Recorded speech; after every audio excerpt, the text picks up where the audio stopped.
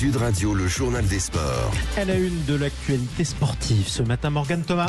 L'Irlande premier, l'Écosse éliminée, l'Afrique du Sud fixée sur son adversaire. On parle en long, en large et en ovale dans ce journal. En foot, Bordeaux change d'entraîneur, on y revient. Et une grande fête pour finir, celle de la Der des Der de Thibaut Pinot. Les fromages Matok, l'affineur des Pyrénées au cœur de la mêlée, présente Sud Radio, le journal de la Coupe du Monde.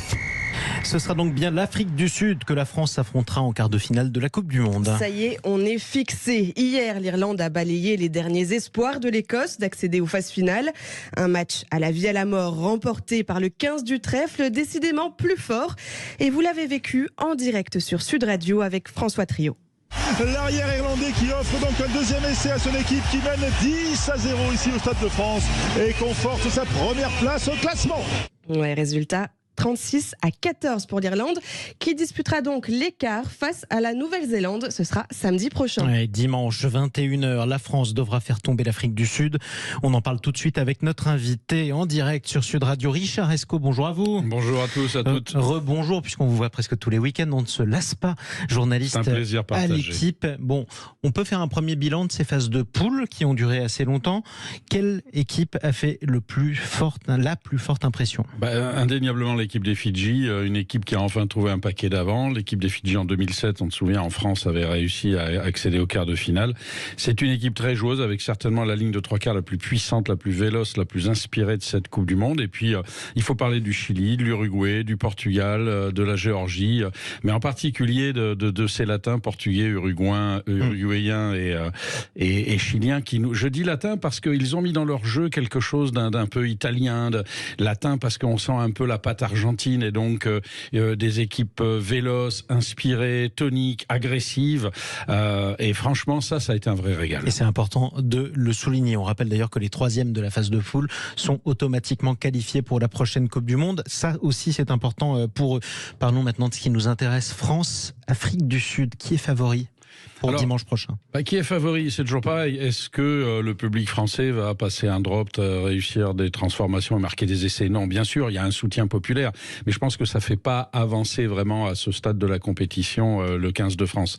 En revanche, on a en face une équipe championne du monde en titre, avec un jeu structuré, un jeu qui est conforme à l'ADN des Springboks, c'est-à-dire très fort devant sur la ligne d'avantage, aller peser très très vite, alors qu'on a une équipe de France dont on ne sait pas encore de quoi elle est capable. Je pense qu'elle a montré du potentiel contre des adversaires faibles, mais on l'attend maintenant face à ce qui est, à l'heure actuelle, l'Everest du rugby mondial. Oui, alors vous dites contre les adversaires faibles, on a aussi battu les All Blacks en match d'ouverture. Oui, mais ça paraît très loin.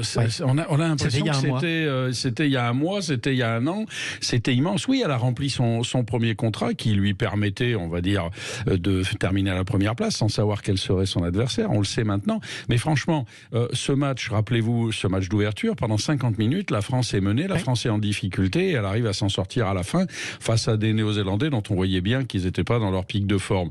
Donc moi, je mettrais ce match de côté, très très particulier. Bien sûr, une partie du contrat remplie, mais là maintenant contre l'Afrique du Sud, c'est une autre paire de manches, d'autant que les Sud-Africains ne se posent pas la question de savoir comment ils vont jouer contre la France. Alors parlons d'un autre favori, c'est l'Irlande qui affrontera justement en quart de finale la Nouvelle-Zélande. L'Irlande qui est disposée hier de l'Écosse.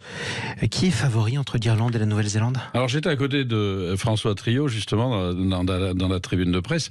Qui est favori? On en a parlé un petit peu. Qui est favori entre l'Irlande et la Nouvelle-Zélande? Si on regarde les statistiques, les Irlandais ont un coup, voire deux, voire même trois d'avance, puisqu'ils ont battu 3 fois la Nouvelle-Zélande en 4 matchs c'est en dernier.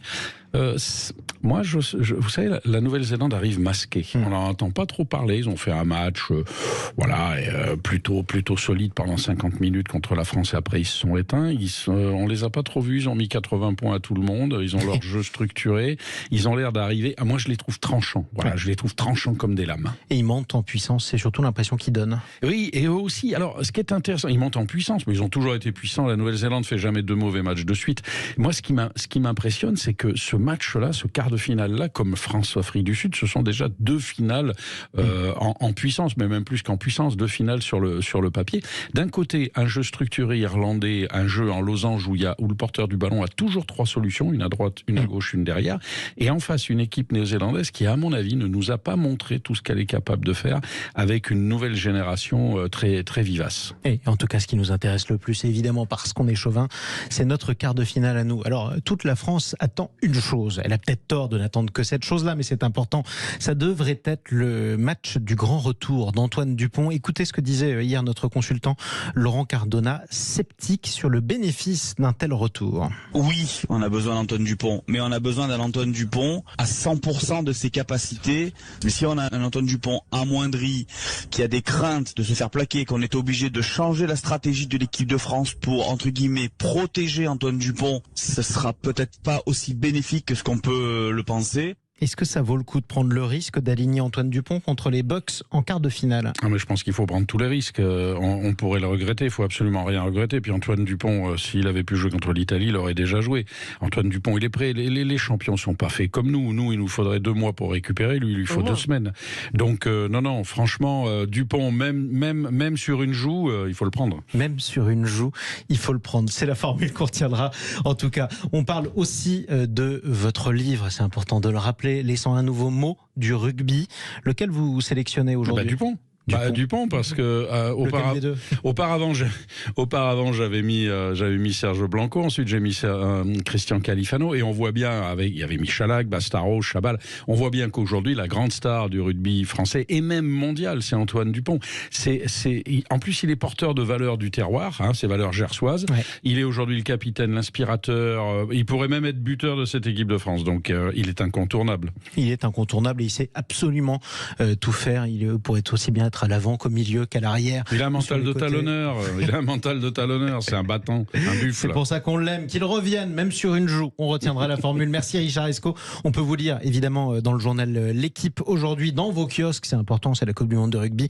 Profitons-en. Les autres matchs à suivre sur Sud Radio aujourd'hui. Les autres matchs d'hier déjà, Jean-Marie, avec la victoire logique du Pays de Galles sur la Géorgie 43-19. L'Angleterre qui s'en sort malgré une très belle performance des Samoa. Résultat 18-17. Le 15 de la Rose sera bien en quart de finale de Coupe du Monde. À suivre donc à 13h, Japon contre Argentine, commenté en direct sur Sud Radio.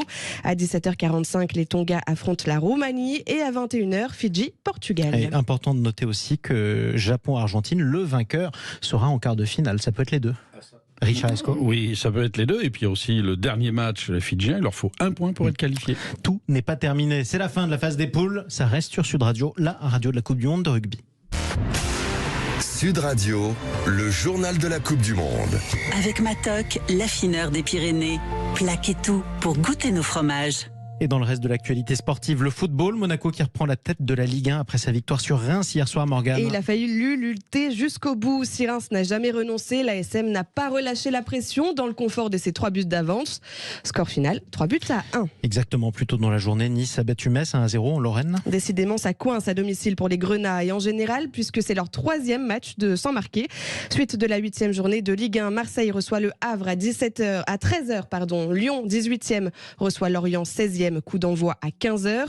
Même heure pour le match Montpellier-Clermont et Brest-Toulouse. Brest est à la 3e place derrière Nice. À 17h, Lens reçoit Lille. Et ce soir, Rennes-PSG, c'est à 20h45. Et en quelques mots, en Ligue 2, Bordeaux s'enfonce dans la crise et change d'entraîneur. Oui, David Guillon est mis à pied. Son successeur sera connu cette semaine.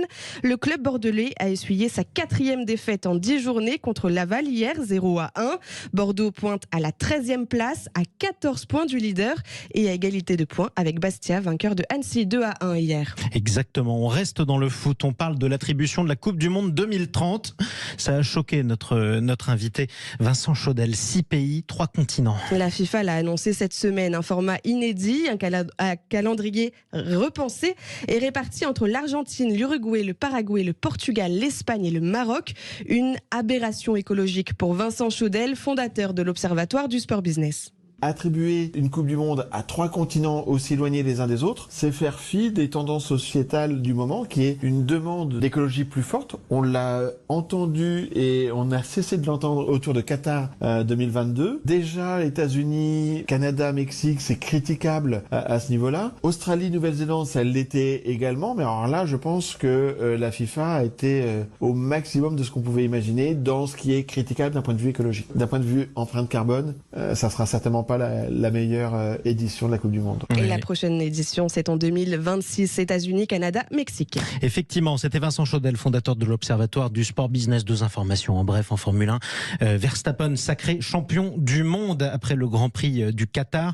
Et puis, malgré tout, ce qui s'est passé à Bergame, on va l'entendre, le réentendre, les adieux de Thibaut Pinot devant ses supporters en Italie. C'était beau, belle carrière pour le cycliste français. Restez avec nous, il est 8h56 sur Sud Radio. On se retrouve dans quelques instants, juste après le journal. On va parler